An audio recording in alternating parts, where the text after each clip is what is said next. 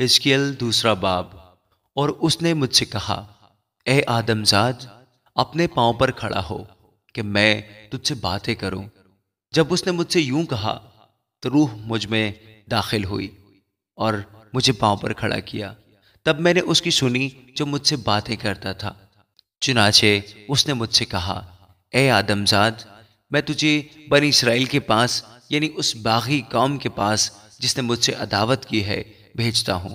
وہ اور ان کے باپ دادا آج کے دن تک میرے گنہگار ہوتے آئے ہیں، کیونکہ جن کے پاس میں تجھ کو بھیجتا ہوں وہ سخت دل اور بے حیا فرزند ہیں۔ تو ان سے کہنا کہ خداوند خدا یوں فرماتا ہے، پس خواہ وہ سنے یا نہ سنے، کیونکہ وہ سرکش خاندان ہے، تو بھی اتنا تو ہوگا کہ وہ جانیں گے کہ ان میں ایک نبی برپا ہوا۔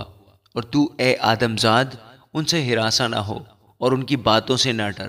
ہر چند تو اونٹ کٹاروں اور کانٹوں سے گھرا ہے اور بچھوؤں کے درمیان رہتا ہے۔